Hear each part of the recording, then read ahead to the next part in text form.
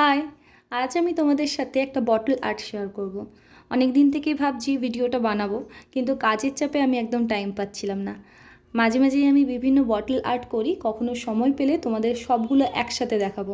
এখানে আমি একটা সসের বোতল নিয়েছি আর এতে করছি African tribal art. Tribal art হলো আদিবাসীদের ভিজুয়াল আর্ট, আবার এটাকে নৃতাত্ত্বিক শিল্পও বলা হয়। এই সাবজেক্টটা আমার খুব ভালো লাগে, তাই আজ ভাবলাম এটা দিয়েই একটা বটল আর্ট করি।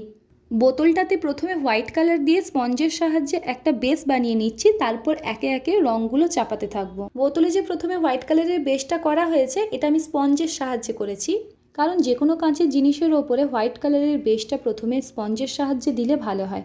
কারণ তুলির সাহায্যে যদি দেওয়া হয় তাহলে অনেক স্ট্রোক পড়ে যাবে, কাঁচের ওপর সহজে রং চাপানো যায় না তুলির সাহায্যে, তখন রংটা খুবই দেখতে বাজে লাগবে। সেই জন্য আমি তুলি ব্যবহার করিনি প্রথমে।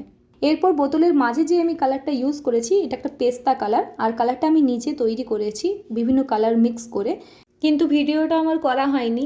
সেই জন্য আমি তোমাদেরকে বলে দিই যে কীভাবে আমি কালারটা বানিয়েছি।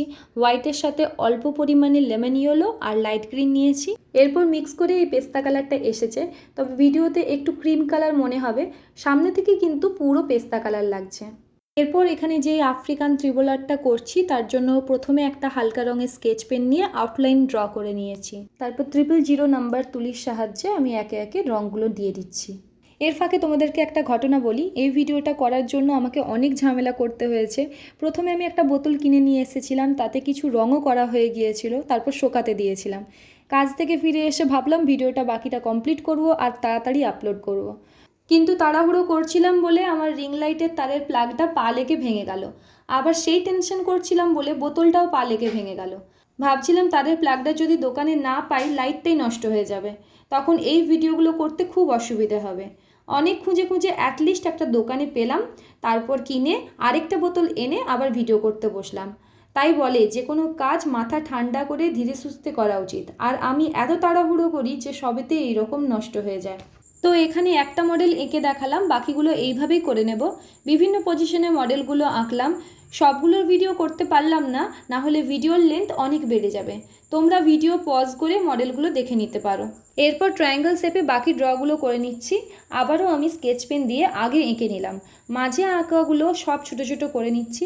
এখানে গাছের শেপে কলমকারি পেন্টিং করলেও ভালো লাগতো। এরপর যে কালারগুলো ইউজ করছি সবগুলোই নিয়ন কালার, নিয়ন গ্রিন, নিয়ন অরেঞ্জ, নিয়ন ইয়েলো, নিয়ন পিঙ্ক আর রেড কালার। তারপর ব্ল্যাক কালার দিয়ে আউটলাইন করে কমপ্লিট করলাম। তারপর ছোট ছোট হোয়াইট কালারের ডটও দিয়ে দেব। তো এতক্ষণ যারা ভিডিওটা দেখছো তারা প্লিজ একটা লাইক, কমেন্ট আর শেয়ার করে দিও, যাতে আমি এই ধরনের ভিডিওগুলো করার জন্য আরও ইন্সপায়ার হই। আর যারা কমেন্টটা করছো তারা প্লিজ কোনো স্টিকার কমেন্ট করো না, যদি লিখে কমেন্ট করতে পারো তো খুব ভালো হয়, না হলে খুব সমস্যা হয়। একটা সাইড এঁকে দেখানোর পর অফ ক্যামেরায় বাকি সাইডগুলো ড্রয়িং করে নেব। সব সাইডগুলো আঁকার পর কেমন লাগছে বলো। এরপর ওপরের একটু ডিজাইন করে নেব। ব্ল্যাক কালার দিয়ে এঁকে নিচ্ছি গ্রিন আর অরেঞ্জ কালারের ওপর। এবার বটল আর্ট কী কী কাজে লাগে। হোম ডেকোরেশনের জন্য খুব সুন্দর একটা অপশন, তাও আবার নিজের হাতে তৈরি যে কোনো জিনিসের একটা গুরুত্ব রয়েছে। বটল আর্ট করে যদি অল্প জল দিয়ে মানি প্ল্যান্ট গাছ লাগানো হয় তাতেও কিন্তু বেশ সুন্দর লাগে দেখতে। আর যারা আঁকা জানো না তাদের জন্য সহজ কিছু আর্ট নিয়ে পরে আমি একটা ভিডিও করে দেখাবো। তো আজকের ভিডিও এখান পর্যন্তই। সবাই কমেন্ট করে বলো কেমন হয়েছে।